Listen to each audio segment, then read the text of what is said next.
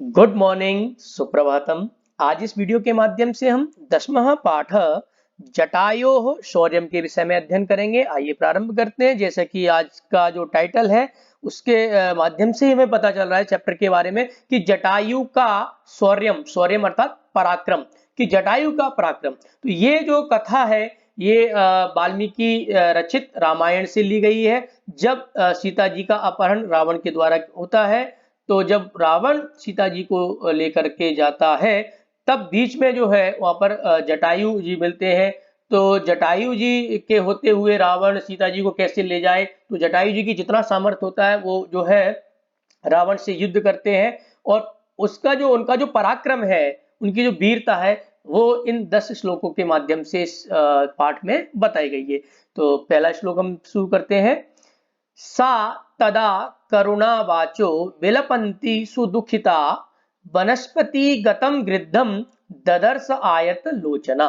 तो पहले श्लोक में यहाँ पर सीता जी के वर्णन किया गया कि सीता जी कैसी हैं। तो सीता जी के कुछ विशेषण हैं, वो हमें ध्यान रखना है। एक तरफ हम सारे विशेषण कर लेंगे। जैसे सा मतलब वो है कौन? सीता जी। तो सीता जी कैसी है? तो करुणा वाचा, एक तो उनकी जो वाणी है उसमें करुणा, दया दया भरी हुई है। तो यहाँ पर वाचा जो है उसका मूल शब्द है वाचः, विसर्ग को जो है यहाँ पर ओ हो गया है उत्तु संधि से। तो दया से भरी हुई उनकी वाणी है। और सीता जी कैसी है? बिलपंती, सीता जी रो रही हैं। और सुदुखिता, और वो बहुत ज्यादा दुखी है। सीता जी के विशेषण है करुणावाचा, बिलपंती, सुदुखिता। और एक विशेषण यहाँ पर है आयत लोचना। अब देखिए ददर्श और आयत लोचना दो शब्द हैं। तो ददर्श में स में अ है, आयत का आ है, तो दीर्घ संधि हो गई है, तो अलग अलग करेंगे। तो ददर्श और दूसरा शब्द निकलेगा यहाँ पर आयत लोचना। आयत का मतलब होता है बड़ी, लोचन कहते हैं आंखों को, तो बड़ी आंखों वाली। तो ये सीता जी का विशेषण है। तो चार विशेषण हो गए यहाँ पर। एक करुणावाचा, एक विलपंती, रोती हुई, सुदुखिता, बहुत ज्यादा दुखी, और आयत लोचना, बड़ी बड़ी आंखों वाली उस सीता जी ने तदा तब, जब रावण उनको लेके जा रहा था, क्या किया? वनस्पतिगतम, वनस्पतिगत कहते हैं पेड़ पर स्थित, पेड़ पर बैठे हुए, गृद्धम गिद्ध को अर्थात जटायु को, ददर्श देखा। यहाँ पर ददर्श जो है वो लिट लकार का प्रयोग है, याद रखेंगे।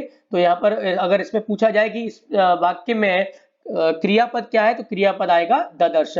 तो ऐसी सीता जी ने, कैसी सीता जी ने? जो करुणावाचः, जो दया से भरी हुई वाणी है जिनकी, ऐसी बिलपंती, रोती हुई, सुदुखिता, बहुत ज्यादा दुखी, और आयत लोचना, बड़ी आंखों वाली सीता जी ने वनस्पतिगतम, पेड़ पर स्थित, पेड़ पर बैठे हुए, गृद्धम गिद्ध को, जटायु को, ददर्श देखा। तो जटायु जी जो है वो पेड़ पर बैठे हुए आराम से सो रहे हैं। तो ऐसे को जब सीता जी ने देखा, तो अब सीता जी क्या करती है? जटायु को पुकारती है। कैसे पुकारती है? देखिए, जटायो पश्य माम आर्य ह्रियमाणम अनाथवत अनेन राक्षस इंद्रेण करुणम पाप कर्मणा। कि हे जटायु, यहाँ पर जो जटायु है वो संबोधन का है कि हे जटायु, पश्य देखो, मां मुझे, और आर्य शब्द निकलेगा। तो हे आर्य जटायु, हे श्रेष्ठ जटायु, आप क्या करो? मुझे देखो। और कैसी?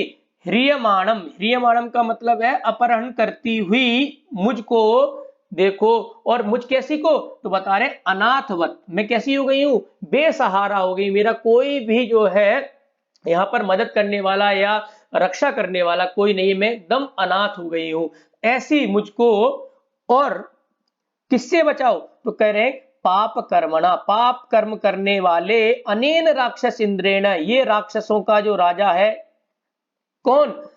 अर्थात रावण से मुझे क्या करो? हे जटायु, ह्रियमाणम, मुझे अपहरण करती हुई, और जो अनाथ हो गई हूं मैं, ऐसी मुझको क्या करो आप? देखो। और करुणम, मैं जो हूं करुणा से भरी हुई, दया से भरी हुई हूं, मैं बहुत परेशान हूं, ऐसी मुझ को आप क्या करें? देखें। तो ये जो है सीता जी जटायु से बोल रही हैं। यहाँ पर राक्षस इंद्रेण में अलग हम शब्द अलग करेंगे। तो राक्षस और इंद्रेण, तो राक्षस और इंद्रेण को जोड़ेंगे तो आ और ई को ए हो जाता है। तो यहाँ पर जो है वो गुण संधि हो गई है, इस चीज को ध्यान रखेंगे। तो जब सीता जी ने जटायु को बोला तो जटायु जी क्या करते हैं, तम शब्दम अवसुप्तस्तु जटायुर अथ शुश्रुवे निरीक्ष रावणम क्षिप्रम वैदेहिम च ददर्शः। जैसे ही सीता माँ ने उनको पुकारा और फिर क्या होता है, यहाँ पर देखिए शब्द है जटायुर अथ, तो इसको करेंगे अथ जटायु। अथ जो है वाक्य को शुरू में करते हैं, शुरू प्रारंभ करते हैं तब आता है शब्द यहाँ पर।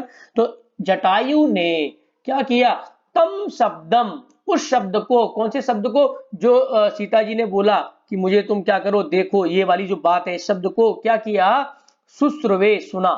लेकिन कैसे, कैसे जटायु ने, तो यहाँ पर उनका एक विशेषण है, तो शब्दम से म से हलंत कर देंगे तो अ निकलेगा, यहाँ से अवसुप्तः शब्द निकलेगा, अवसुप्ता। अवसुप्ता का मतलब होता है सोए हुए, अर्थात जटायु जी जो है पेड़ पे बैठ करके सो रहे हैं। ऐसे जटायु ने तम शब्दम शुश्रवे, उस शब्द को, उस वाणी को सुना, और जैसे ही सुना वैसे ही निरीक्ष रावणम, रावण को क्या किया, निरीक्ष, देखकर, पहले रावण को देखा, और जैसे ही रावण को देखा वैसे ही क्षिप्रम, जल्दी ही, वैदेहिम, वैदेहिम का मतलब है यहाँ पर सीता जी को, ददर्शः, देखा, स मतलब उसने, उस जटायु ने, शीघ्र ही, निरीक्ष रावणम, जल्दी ही रावण को देखा, और रावण को देखने के बाद सीता जी को देखा। जटायु ने, कैसे जटायु ने, सोए हुए जटायु ने पहले उस शब्द को, उस वाणी को सुना, और सुन करके निरीक्ष रावणम, निरीक्ष अर्थात देखकर, किसको, रावण को, और क्षिप्रम, और जल्दी ही जो है फिर वैदेहिम, सीता जी को देखा। वैदेहिम का अगर हम प्रश्न निर्माण देखेंगे तो यहाँ पर स्त्रीलिंग शब्द है, द्वितीय व्यक्ति एकवचन, तो हो जाएगा यहाँ पर काम, स्त्रीलिंग है। लेकिन रावणम जो पुल्लिंग है द्वितीय व्यक्ति एकवचन का, तो रावणम का प्रश्न निर्माण बन जाएगा कम। और जैसे ही देखा, देखने के बाद जटायु जी क्या करते हैं, तो चौथे श्लोक में देखते हैं, ततः पर्वत श्रृंगाव तीक्ष्ण कुंड खगोत्तमः वनस्पतिगतः श्रीमान व्याजहारा शुभाम गिरम। अब यहाँ पर जो फोर्थ श्लोक है, चौथे श्लोक में जटायु के विशेषण है, तो सबसे पहला विशेषण है पर्वत श्रृंगाव, पर्वत के समान, जो पर्वत होता है उसके समान नुकीला, तीक्ष्ण, तीक्ष्ण कहते हैं नुकीला, जैसे पर्वत जो होता है, पर्वत इस तरीके से पर्वत होता है, और पर्वत का जो ऊपर वाला भाग होता है ये नुकीला होता है, पैना होता है, शार्प होता है। तो पर्वत की चोटी के समान, पर्वत की श्रृंगावा कहते हैं चोटी के तीक्ष्ण समान, तीक्ष्ण, तीक्ष्ण कहते हैं नुकीला, पैना क्या है, टुंड, टुंड कहते हैं उनकी जो चोंच है, जटायु की, गिद्ध है, गिद्ध जो पक्षी होते हैं उनकी जो चोंच होती है बहुत ही ज्यादा शार्प होती है, बहुत नुकीली होती है। तो क्या देखिए कितनी परिभाषा दी जा रही है, उनकी तुलना किससे की जा रही है, पर्वत की चोटी के समान पैनी, नुकीली जो उनकी चोंच है, और दूसरा खगोत्तमा, खग कहते हैं पक्षियों को, उत्तम कहते हैं श्रेष्ठ, पक्षियों में श्रेष्ठ, पक्षियों में उत्तम जटायु, और कैसे है, वनस्पतिगत, पेड़ पर बैठे हुए हैं, ये भी उनका विशेषण है। ऐसे श्रीमान, श्रीमान अर्थात जटायु ने क्या किया, व्याजहारा, व्याजहारा बोला, कहा, क्या कहा, शुभाम गिराम, शुभाम कहते सुंदर, अच्छी, गिरम कहते वाणी को, एक अच्छी वाणी जो है जटायु जी ने कही। और कैसे जटायु जी ने, जिनकी पर्वत की चोटी के समान नुकीली है चोंच, जो पक्षियों में श्रेष्ठ हैं, वनस्पतिगतः जो पेड़ पर स्थित है, पेड़ पर बैठे हुए, ऐसे श्रीमान जटायु जी ने व्याजहारा कहा। तो अगर इस पूरे श्लोक में अगर देखा जाए, पूछा जाए कि क्रियापद क्या है, तो क्रियापद यहाँ पर है व्याजहारा, कहा, क्या कहा। अब पांचवें श्लोक में देखेंगे कि निवर्तय मतिम नीचाम परदाराभिमर्शनात् न तत्समाचरे धीरो यत परो अस्य विगरहेत। यहां से पहले आपको फोर्थ श्लोक में एक शब्द है खगोत्तमा, तो संधि युक्त पद है, जब इसको हम अलग करेंगे तो शब्द निकलेगा खग और उत्तम, तो अ और उ को ओ हो जाता है दीर्घ गुण संधि से। अब पांचवा श्लोक, तो क्या कह रहे हैं, कैसी वाणी कही, अब वो रावण को कहते हैं जटायु कि क्या करो, निवर्त है, निवर्त मतलब रोक लो या हटा लो, क्या, मतिम, मतिम कहते हैं बुद्धि को, कैसी कैसी बुद्धि, तो कह रहे हैं नीचाम, जो नीच, जो तुम्हारी बुद्धि है, बेकार जो बुद्धि है, उसको तुम क्या करो, रोक लो, हटा लो, किससे, परदारा, परदारा कहते हैं दूसरे की, स्त्री के, और अगला शब्द है इसमें अभिमर्शनात्, दीर्घ संधि है परदारा, और दूसरा शब्द निकलेगा यहाँ पर अभिमर्शनात्। अभिमर्शनात् कहते हैं स्पर्श से, जो आप सीता जी का स्पर्श कर रहे हैं, उनको टच कर रहे हैं, इससे तुम क्या करो, जो दूसरे की स्त्री है, इससे तुम अपनी नीच बुद्धि को क्या करो, रोक लो, हटा लो। रावण से बोल रहे हैं जटायु, क्यों?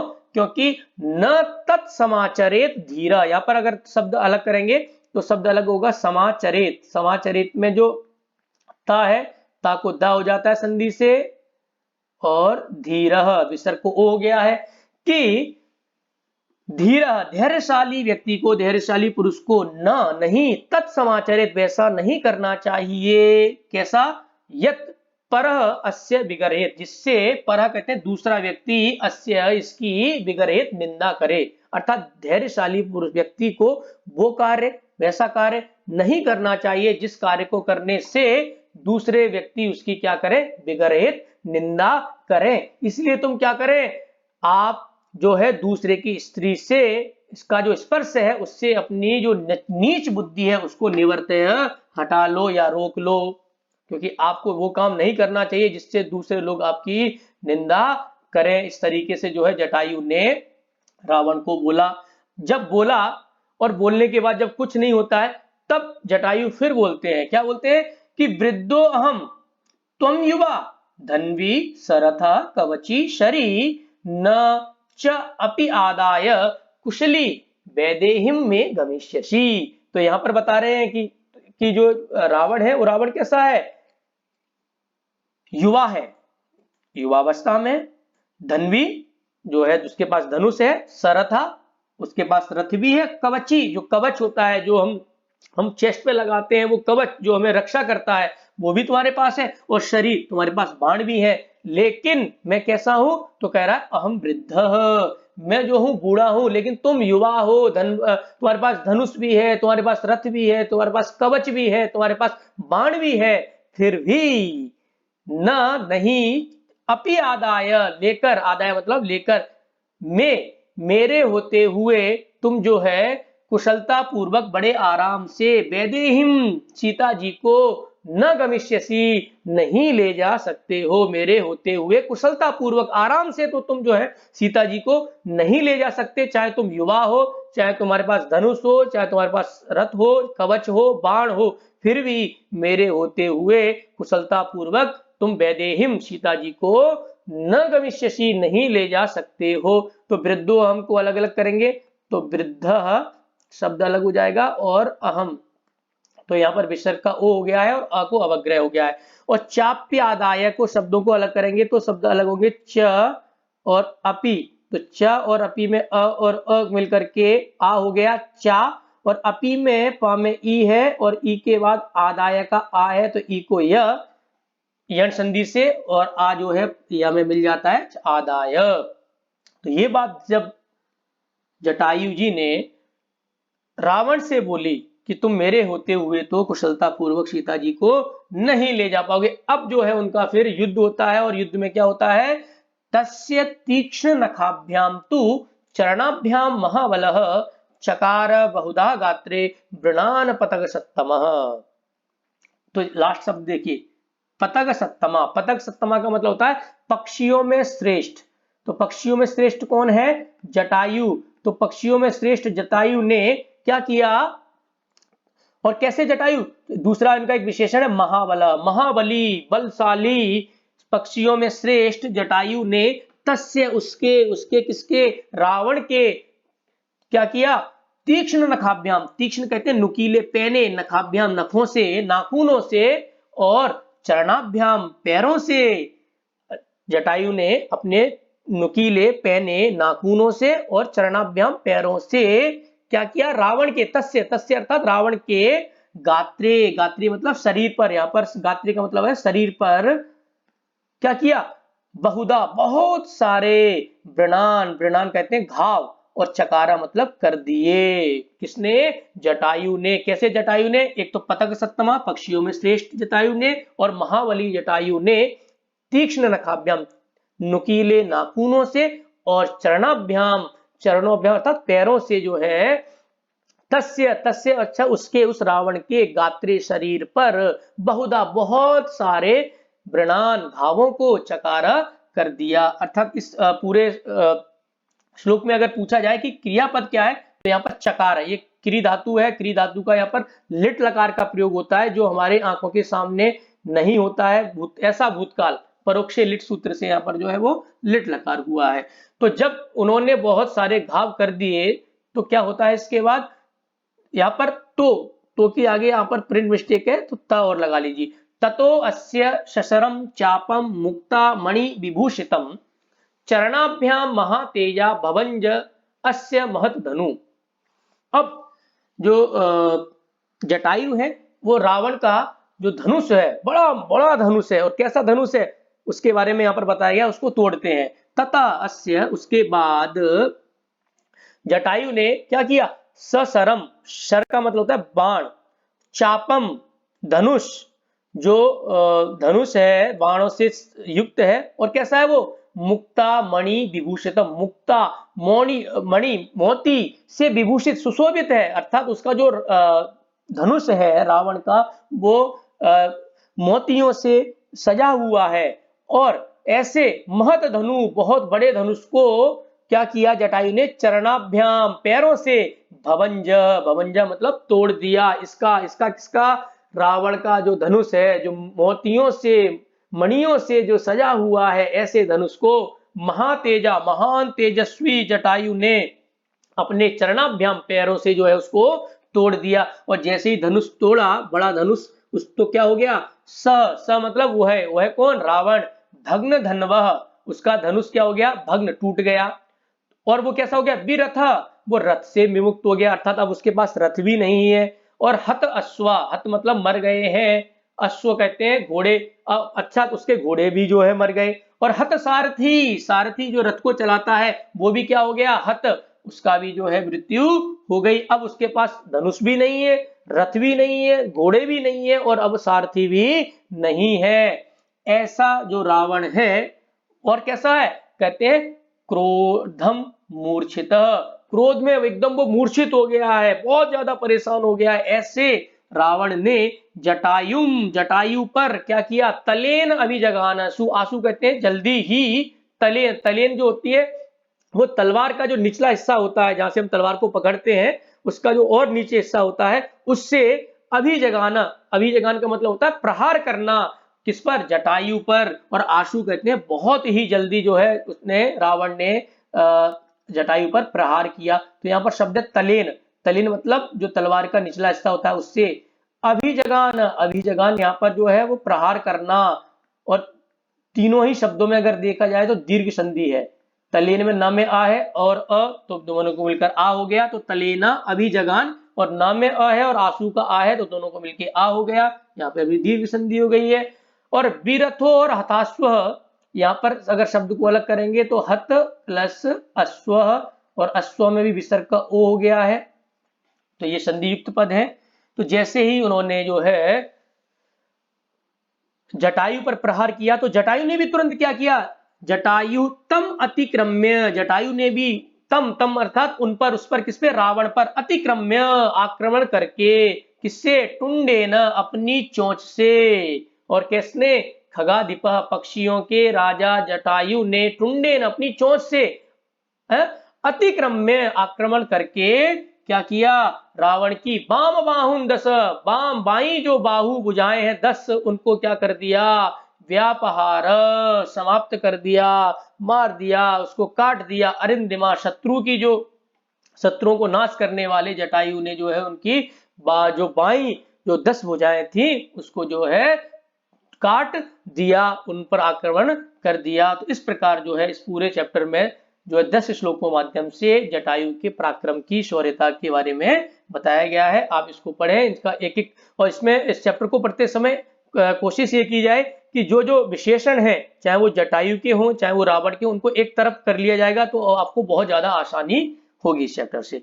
धन्यवाद।